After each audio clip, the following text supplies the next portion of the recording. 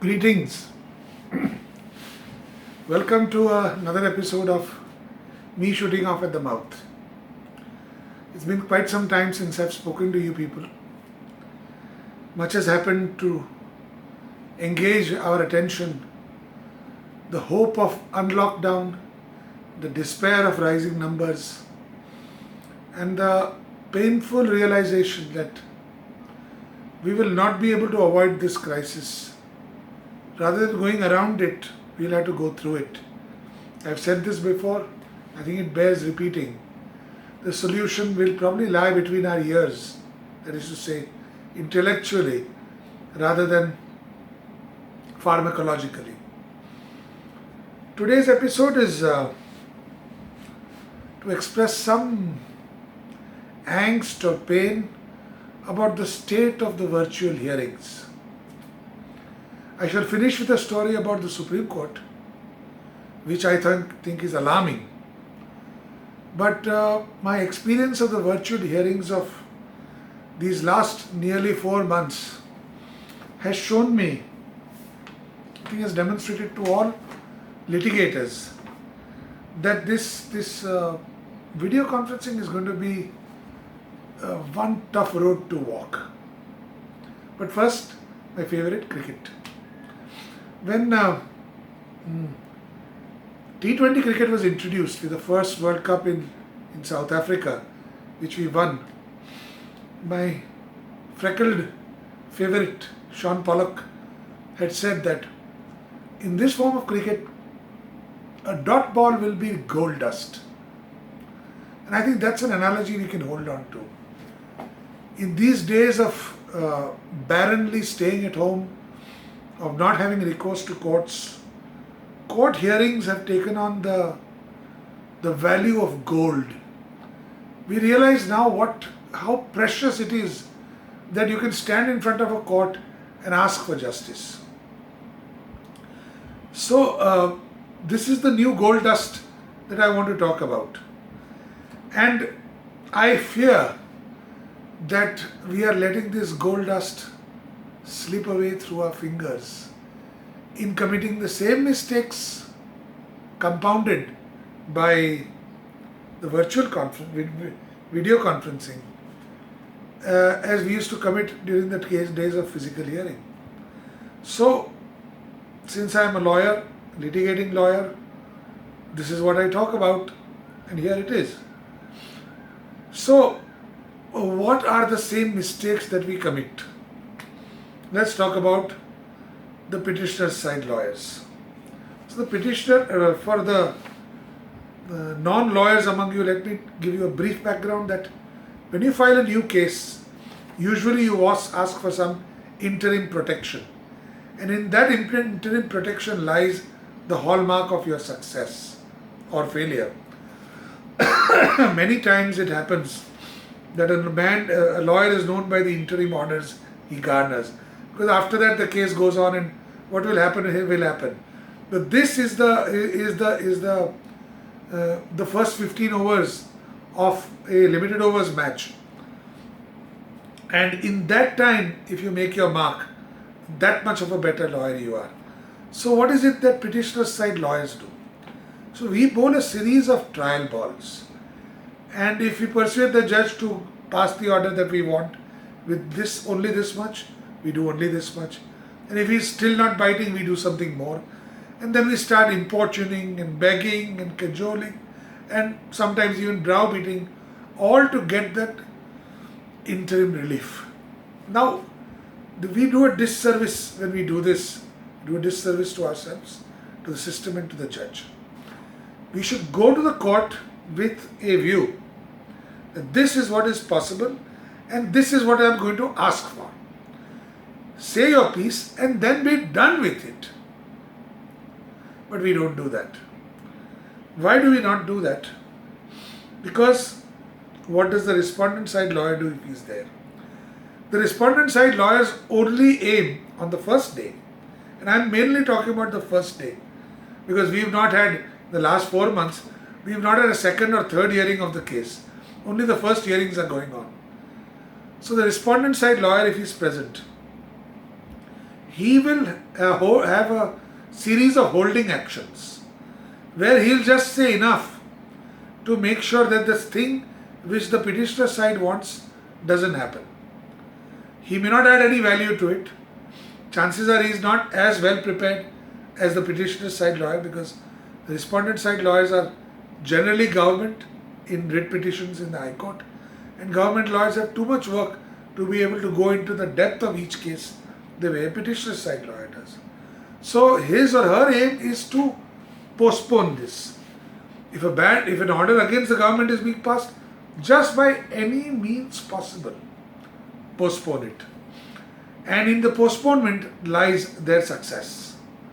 So what happens is that if the petitioner side argues something, say the judge is not inclined either to grant any interim relief or even to issue notice, wants to dismiss the matter, the petitioner side lawyer drones on and on and on until he is stopped by the court.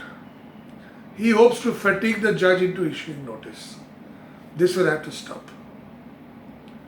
You say your piece as much as you want, and then that's it. Now, I must point out to you a malady which all other lawyers know, which is permission to withdraw. So it's really a trial ball. The petitioner side lawyer comes to the court, he makes his pitch, he drones on and on and on. The lawyer says, Mr. Counsel, I am not convinced. And then, this is what is terrible. Either of these two pernicious outcomes occur. One is that the case is permitted to be withdrawn. So what happened to those 10, 15, 20, 30 minutes, 1 hour? The case is withdrawn. There is no adjudication, no judicial order by the court. If that's not bad enough, there is an even worse fate, where the learned judge, probably not very keen to dictate an order of dismissal, permits that most dishonest of options which the petitioner's lawyer takes, postponement or adjournment. I find it so frustrating when I used to sit in the second row seeing somebody argue that after an hour and a half he says, okay, then I'll withdraw it. The judge said, no, I won't permit you withdraw. So okay, then I'll take an adjournment. An adjournment is granted. And we have just wasted that time. Similarly, respondent side lawyers, a petitioner side lawyer has argued for half an hour, 45 minutes, has shown authority, has convinced the judge. And then the other side lawyer, what does he have to do? He just has to postpone the hearing. Because you never know what will happen in the next hearing. So this battle of attrition will have to stop. The petitioner side has to be heard. The respondent side has to be heard. A rejoinder if necessary. And then that's it. The learned judge must shut everybody up and say, okay, I'll pass whatever order I think is proper. One sidelight of this sidebar to this is you argue for interim relief. The court says, no, I am not convinced. You argue still more. The court says, I am not convinced. And then he says, okay, just issue a notice. Now, this is not okay. If the judge is the honorable judge is not convinced, he must say, I am not convinced at present, or not allow that lawyer to go ahead. 3 days back, I did a video conferencing case before a lower judiciary judge. And after I made my pitch, he said, Mr. He didn't even say Mr. Kavina. He said, Mister, we are not going to decide this today. I'll give you a short notice. You come after 4 days. He was clear in his mind. He said, I'm not going to give you an interim order now, and I'm not going to pass a detailed order why I'm not doing it.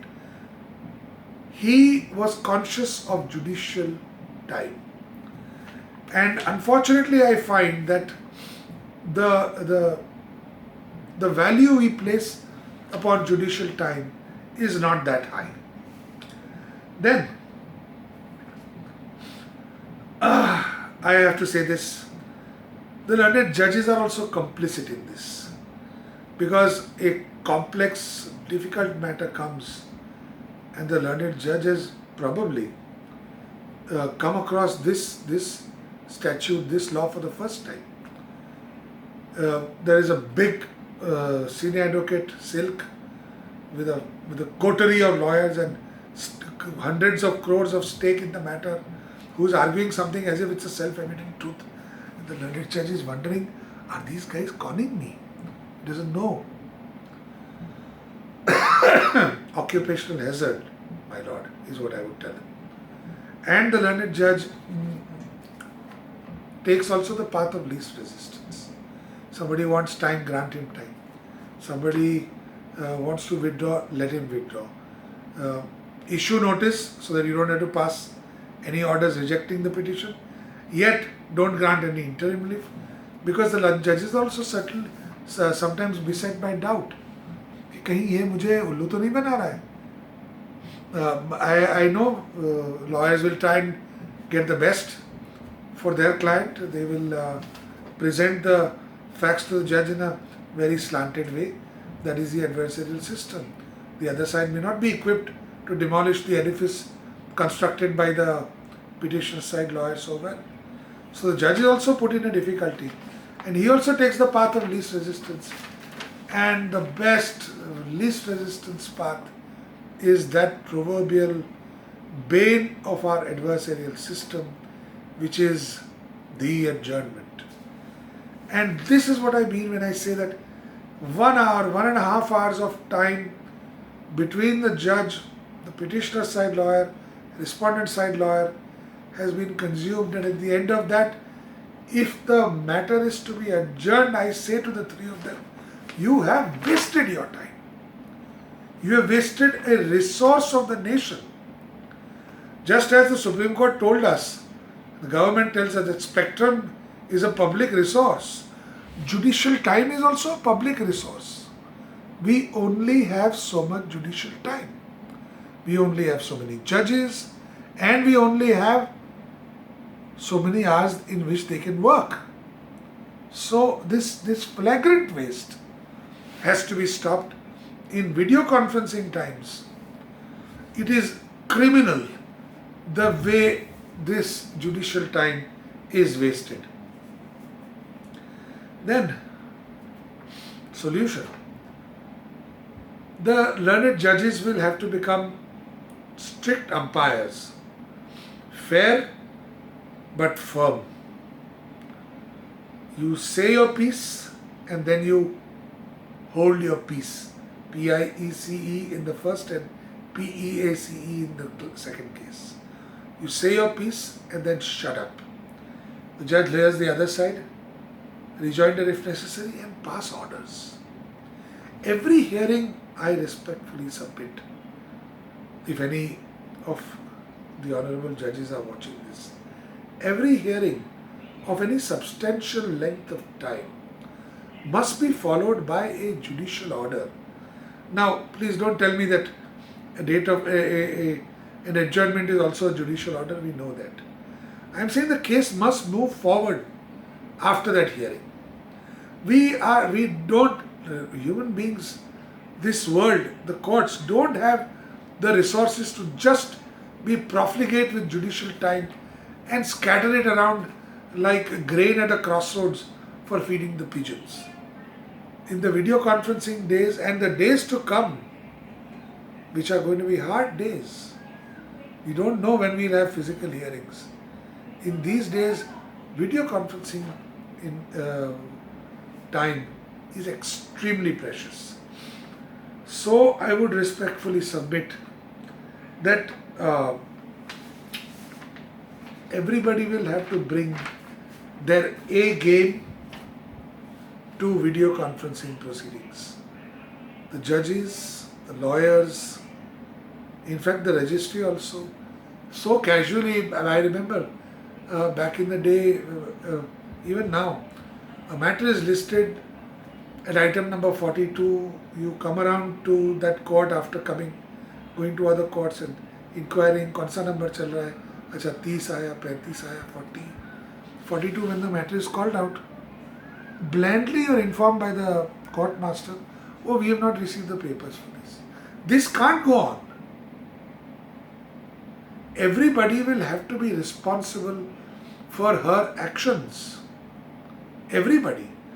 The judiciary, the registry, the lawyers, and like it or not, the presiding officer is the judge. He is not playing the game, he is not part of the game. Just like the batting side and the bowling side are playing, the petitioner's side and the opposite side are playing the game. The judge is an umpire. But he or she will have to control those proceedings. And it is no use saying, as some of our judge friends say, then if we cut you short, you lawyers are always complaining. That is a risk you took on when you took the oath of office. Remember the oath of office you took? Without fear or favor, affection or ill will.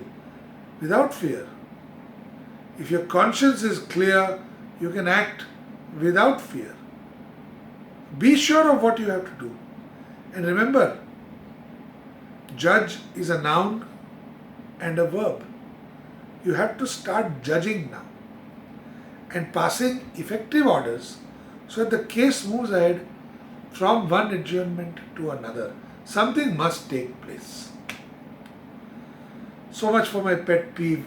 But today I have read an alarming exchange which took place in the Supreme Court. In my court, the Gujarat High Court, we've had a series of opening ups and locking downs, opening ups and locking downs, dependent upon some people in the office being infected with COVID.